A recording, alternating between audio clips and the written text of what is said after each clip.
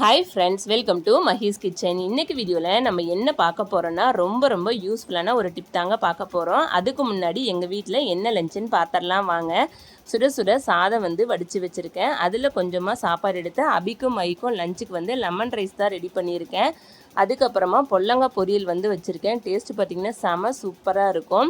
முட்டை ஆம்லேட் போட்டு வச்சுருக்கேன். இப்போ வாங்க என்ன டிப்புன்னு பார்க்கலாம். நம்ம எல்லார் வீட்லேயும் மசாலா ஃப்ரெஷ்ஷாக அரைச்சி பண்ணுறது தான் பிடிக்கும். அப்படி நம்ம ஏதாவது ட்ரை மசாலா அரைக்கலாம்னு நினைக்கிறப்ப பார்த்திங்கன்னா நம்ம மிக்ஸி ஜார் ஈரமாக இருக்கும். அந்த டைமில் நான் சொல்ல டிப் ஃபாலோ பண்ணி பாருங்கள். ஸ்டவ் ஆன் பண்ணிவிட்டு ஸ்டவ்வை மீடியம் ஃப்ளேமில் வச்சுக்கோங்க.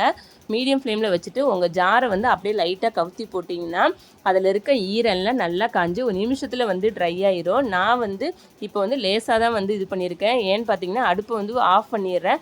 அடுப்பு ரொம்ப நேரமாக எரிஞ்சிட்டதுனால நல்லாவே ஹீட்டாக இருக்குது. அதுவும் இல்லாமல் என் மிக்ஸி ஜாரில் பார்த்தீங்கன்னா அந்த பிளேடிட்ட மட்டும்தான் ஈரமாக இருக்குது. சுற்றியும் காஞ்சி தான் இருக்குது. அதனால நான் அடுப்பை ஆஃப் பண்ணிவிட்டு ஒரு செகண்ட் மட்டும் தான் வச்சு எடுத்தேன். பார்த்திங்கன்னா நல்லா சூப்பராக ட்ரை ஆயிடுச்சு. துளி கூட ஈரம் இல்லை. இது மாதிரி மெத்தட் யூஸ் பண்ணி உங்களுக்கு ஏதாவது ட்ரை பவுடர் அரைக்கணும் அப்படின்னா நீங்கள் நிமிஷத்தில் அரைச்சி எடுத்துக்கலாம். வெயிட் பண்ண தேவையே இல்லை. நான் இப்போ ஆம்லேட்டுக்கு பெப்பர் அரைக்கலான்னு சொல்லி அரைச்சிருக்கேன். ரொம்ப சூப்பராக அரைச்சிட்டேன். நீங்களும் இந்த டிப் ஃபாலோ பண்ணுங்கள்.